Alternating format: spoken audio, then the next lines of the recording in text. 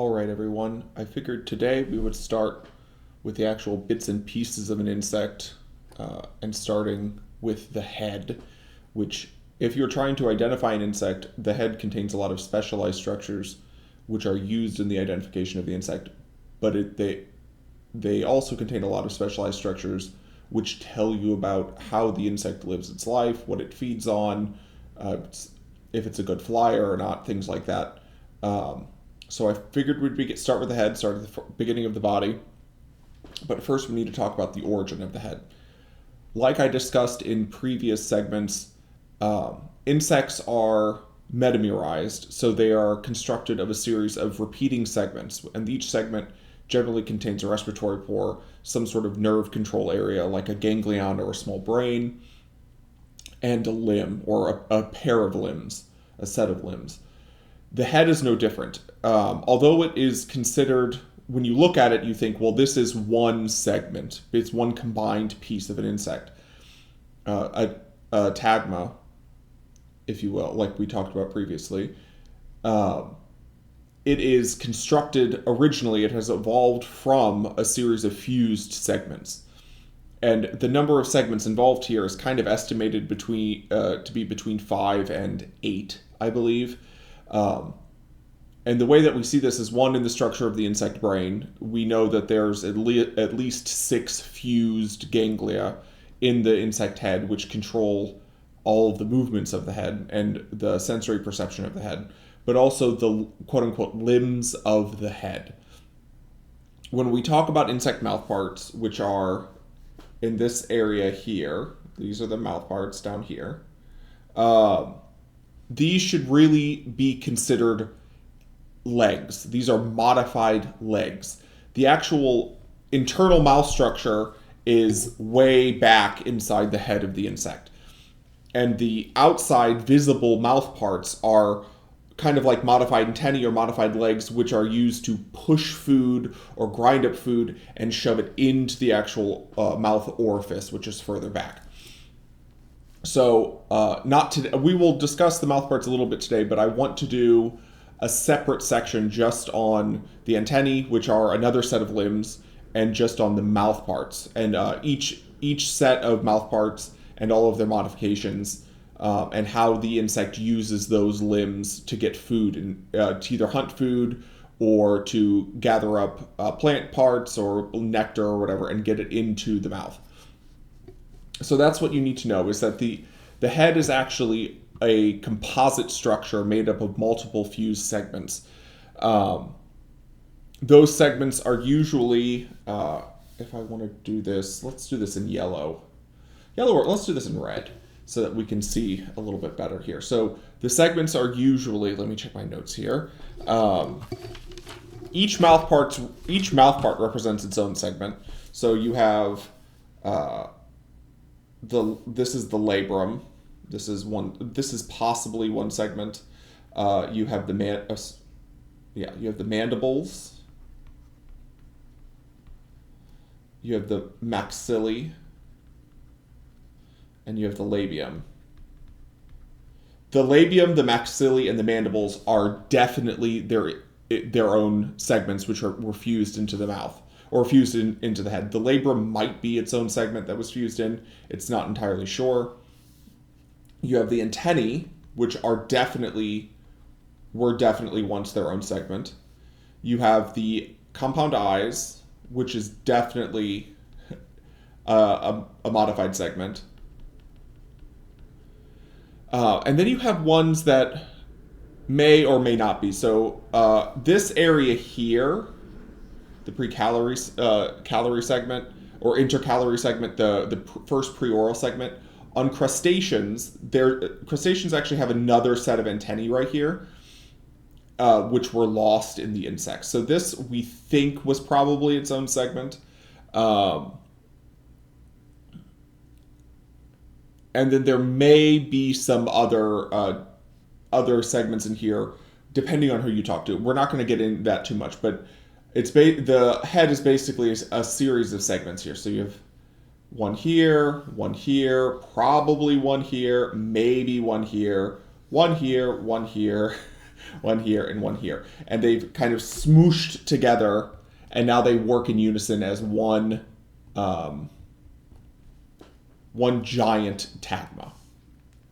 So like we went through, like we've already started, we'll go through and talk about each of these parts of the head, not just the segmentation, but the actual structures of the head. So let me get rid of all of this. So it's a little, so we can talk about everything very clearly. Where's my eraser? Uh-oh, I forgot about that. Let's just get rid of all this the old way. Okay, so starting from the top of the insect, this is called the vertex. This is kind of the apex of the head. We're going to be doing all this in the frontal view. There are a few other structures if you look at the insect from the side or on the neck.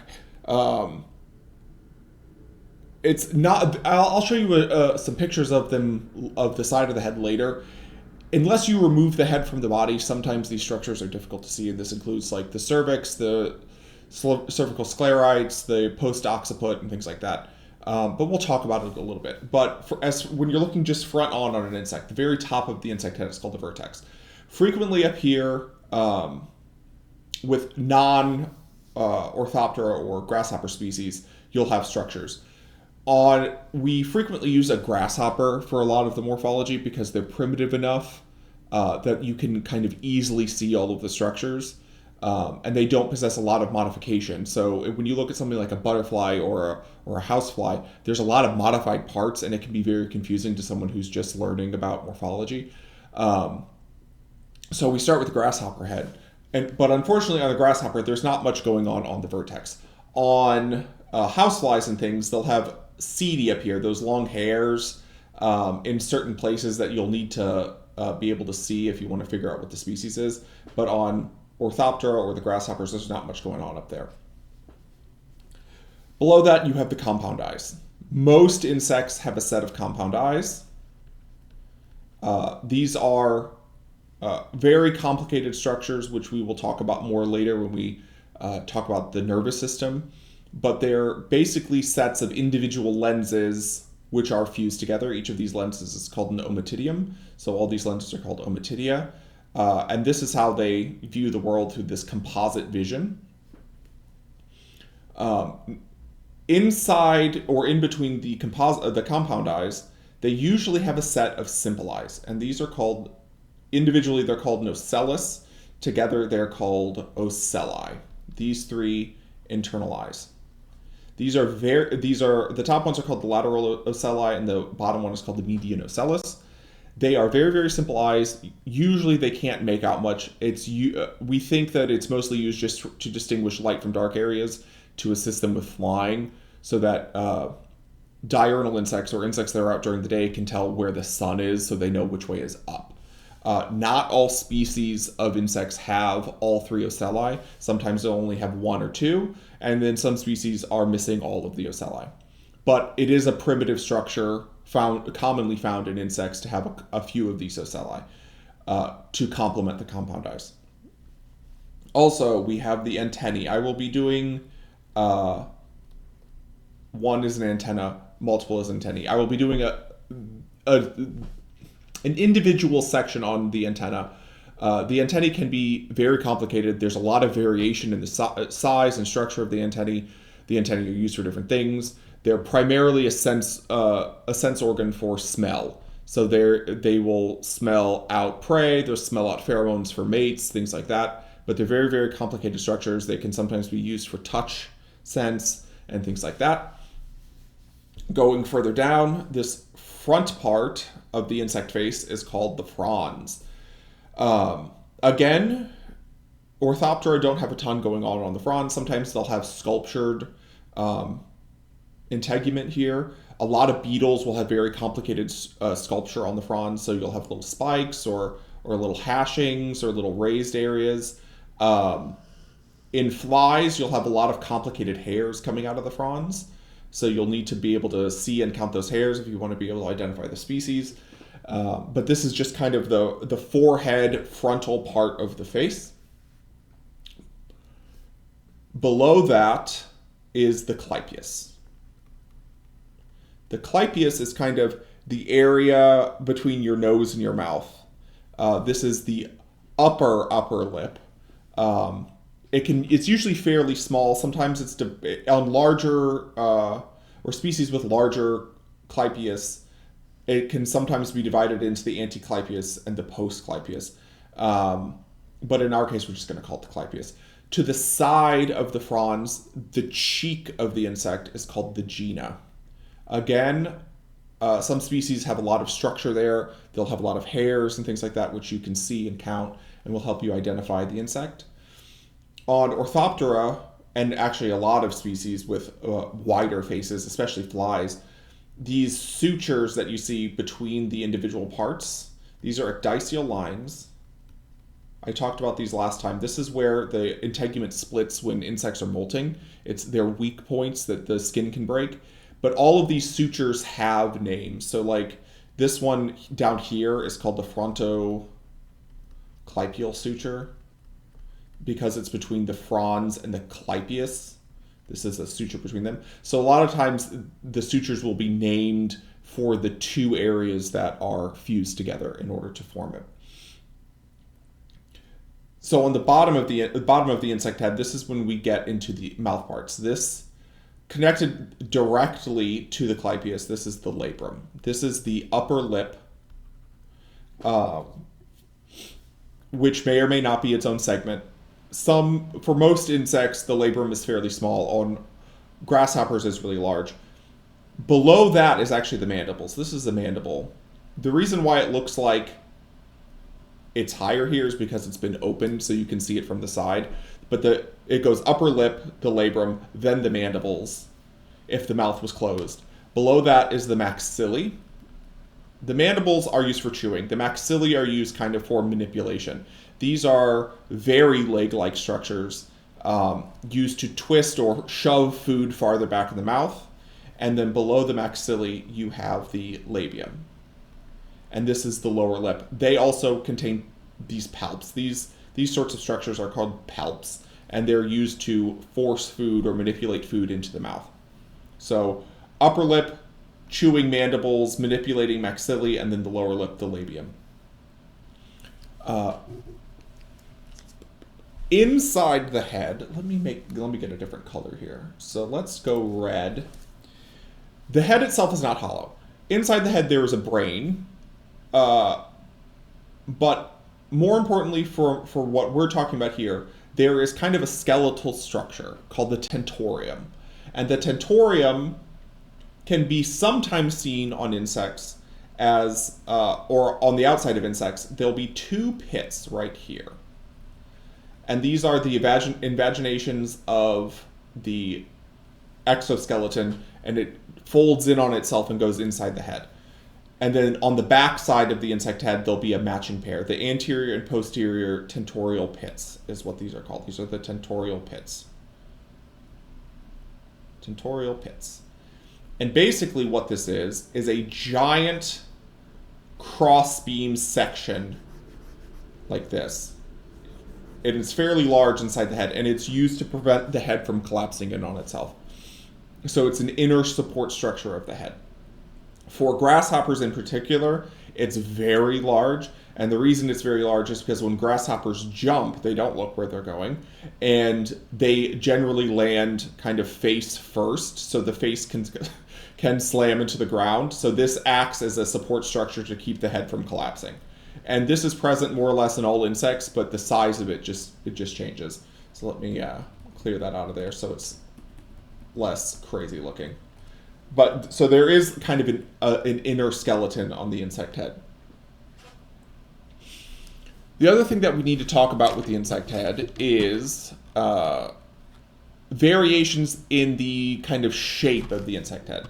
So this downward facing insect head where you have a head on top and the mouth is directly below it is called a hypognathous head.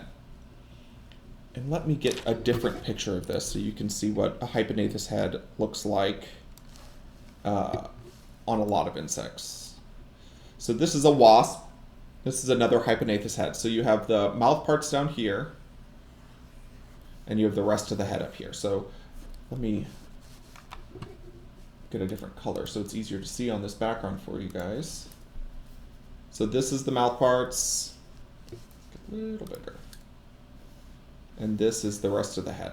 So again, you have the compound eyes. Wasps generally have these ocelli on top. Up here with the vertex, on top of the vertex usually. You have the fronds here. Let's see, this is kind of this is the clypeus, and below it is the labrum. Here are the large mandibles. Wasps tend to be predatory, so they have these very sharp mandibles used for chewing insects.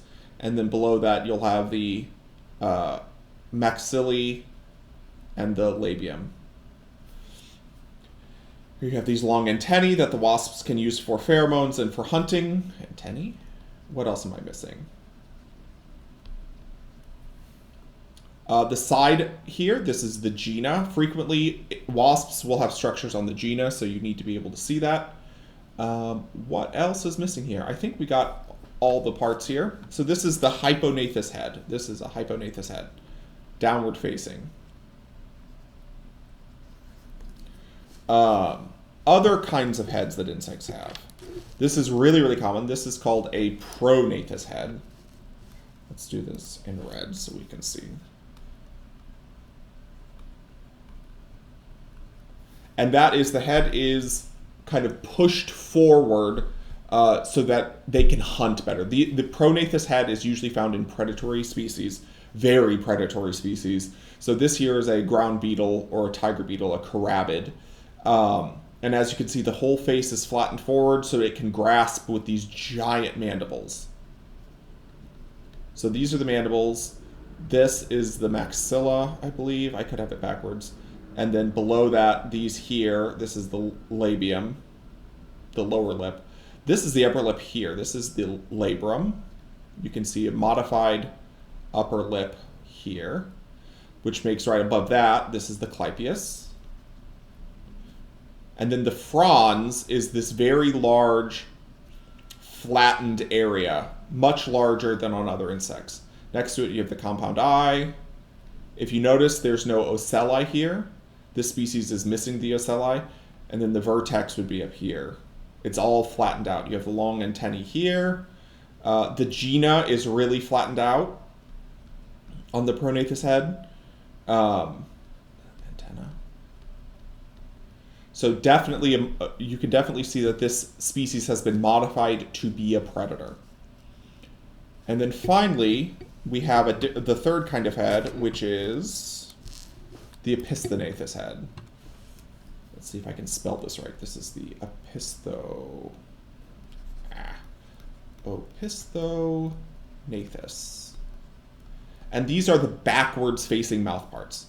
Heads with backwards facing mouths. So opistho is back and nathous is mouth. So on like pronathous, it's forward mouth, and hyponathous is the downward or the undermouth. So the reason it's called that is because this is a cicada, and its entire mouth is this needle-like structure that it uses to stick inside of trees and suck out sap. And when it's at rest, this mouth actually sits back here between its front legs. So it faces backwards. Again, you have the compound eyes. Here you have, on top of the vertex, you have ocelli. You have these tiny little antennae here. This is an antenna. And then, so you have this modified frons, and then the clypeus is down here, and then the mouth is all modified down here. Next time, when I talk about mouth parts, I'll be talking about kind of these weird modifications that you see, and then you have the gena here. So these are the modifications that you normally see with insect heads and mouth parts. Every species is different. The families have wildly different structured heads. As you look at more and more insects, you'll become more and more familiar with these structures, but it's really all over the place. So I'm gonna use a couple different videos to talk about the various modifications to the insect head, because it is such a series of important structures. But this will be your first intro. Thanks a bunch.